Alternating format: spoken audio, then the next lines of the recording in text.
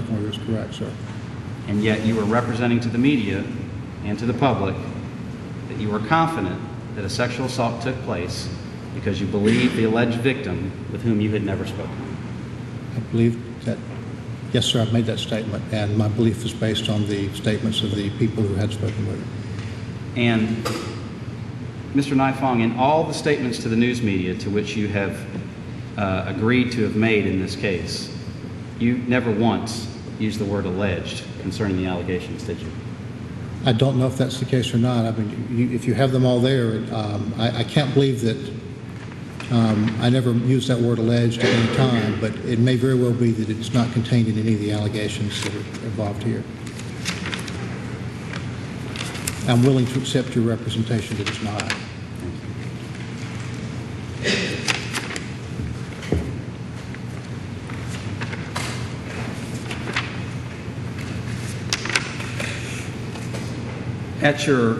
You held a press conference on about July 28th of last year. Recall that?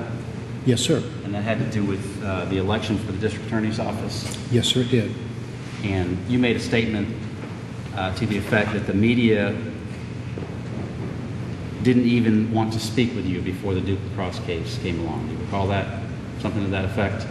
Not specifically, but if it's in my statement, then, I mean,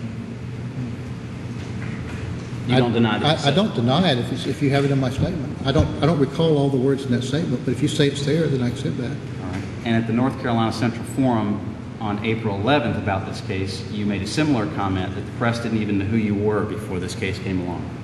Again, I don't have any recollection of that, but if you say that I made that statement, I'm not going to deny it. Now, you mentioned in your direct examination that the Durham DA's office had prosecuted a murder charge against Michael Peterson a few years back. Yes, sir. And the Peterson trial was a lengthy trial. It was a very lengthy trial, yes, sir. And it received significant media attention? It certainly did. Including being televised? Yes, sir. And Ms. Freda Black was involved in the Michael Peterson trial, correct? She was. And Ms. Black had some significant prior media exposure because of the Peterson case. Yes, she did. And she was one of your two opponents in the campaign for district attorney during the primary. Yes, she was. And you said here on direct that you knew as soon as you saw the NTO that this case was likely to garner significant media attention, correct? Yes, sir, I did. And you saw that order late in the afternoon of March 23rd? Yes, sir. And by the next day, which was a Friday, you had decided to take over the prosecution of this case. Yes, sir. And this was something that normally would have been handled by somebody else in your office as an adult sexual assault case. Yes, Tracy Klein, although she was going to help me with this case. You contacted the Durham Police Department the following day to let them know you were going to be handling the case. On the 24th, yes, sir. And on the next business day, Monday, March 27th, you had the meeting with the initial officers. Yes, sir. And almost immediately thereafter, you began making numerous statements to the press. Yes, sir. As I indicated, we knew that the NTO would be returned on that Monday morning, and the press would likely find it on that day, which is one reason I wanted to speak with the officers that morning.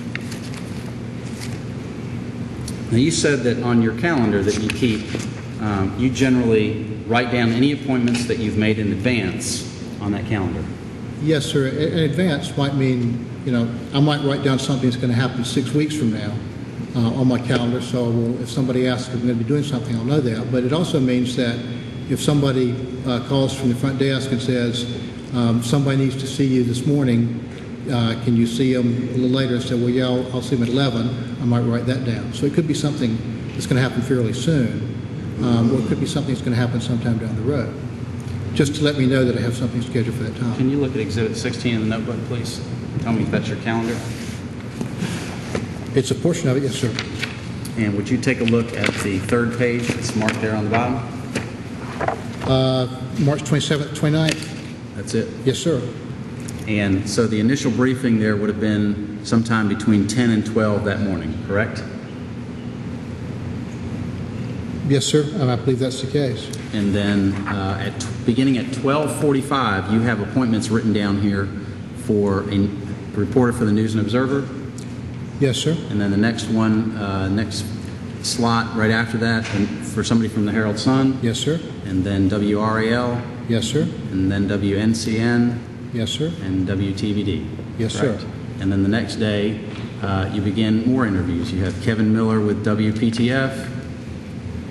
You see that? 9 Yes, o'clock, sir. 7 o'clock the next morning. Yes, sir. And then looks like interviews with 4 of the same people, local people that you had spoken with the last day, I'm assuming from the names. Yes, sir. It looks like I saw them all at the same time. All I mean, right. they had a joint interview, is what that looks like. And then you had a meeting with Bob Ekstrom that you mentioned before, correct? Yes, sir. And then you spoke with MSNBC Rita Crosby. Yes, sir. And then you continue to talk to some of the national news there. Eric Lillington from Fox News, see that? Lilligren, yes, sir. Yeah, and CNN, and Good Morning America, and O'Reilly Factor. Yes, sir. Although the Good Morning America, I mean, I didn't actually appear on that show. Some people from Good Morning America made an appointment to come and talk to me, and they appeared in my office at 5 o'clock. I never actually appeared on the show, but they did come to talk to me about it. And what we did, because we're getting so many interviews, was I asked, I believe Sheila Eason did most of it, but I asked her to do the scheduling, and so that she would actually set up the times and just call me and let me know we've got these people lined up, and I'd write the times in so I'd know who I was doing when. And you continue doing those interviews in the following days with other national news organizations such as ESPN, Dan Abrams, and then some local and statewide News 14, Charlotte Observer. Those are all on your calendar. Yes, sir. See those? Yes, sir. And those, of course, are just the media that you made in advance because they're the ones written down. Yes, sir. And that's why, although I made the decision on April the 31st not to make any more appointments, by that time there were some appointments already made for Monday morning, and I did honor those appointments that had already been made. And there were other interviews with the media that don't even appear on your calendar. That's also true, sir. You were in the middle of a hotly contested primary election at that time, were you not? Yes, sir. Can you take a look at Exhibit 20, please?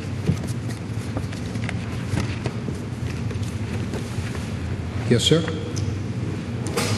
You recognize that as a poll from the Freda Black campaign?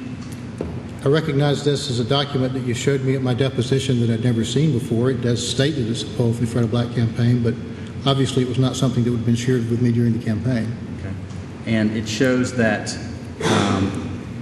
Ms. Black, according to this poll, has 37% of the vote, and that you have 20% of the vote at that time. You see that on the right Yes, sir. I side? see where I'm trying to line up these. Yes, sir. That does appear to say It that. says, if the primary election for district attorney was held today, for whom would you vote? Yes, sir. And 37% of the people in Durham that were polled said Ms. Black, and 20% said you. Yes, sir. And in a three-way, Mr. Bishop was also in that race at that point, correct? Yes, sir. And in a three-way race in a primary, you only need 40% to win the election. Yes, sir. So Ms. Black, according to this poll, was only 3 points away from having a number of votes she needed to win the primary, correct? According to the poll, that's correct. But I would point out that the poll said that at this point, Mr. Bishop only had 3% of the vote. Mr. Bishop was an African-American candidate and could be expected, if he got the endorsement of the Committee on the Affairs of Black People in Durham, to get significantly more than 3% of the vote. And I'd also point out that in Durham, the traditional wisdom has been that elections are won by people who get endorsements from committees. There are 3 major committees and some smaller ones, but the main groups that endorse in Durham are the Friends of Durham, which is a moderate to conservative group, the Durham People's Alliance, which is a moderate to liberal group, and the previously mentioned Committee on the Affairs of Black People, which is an African-American group. There are also, although the Herald Sun does not do endorsements, and the News and Observer, I believe, doesn't do them in primaries, the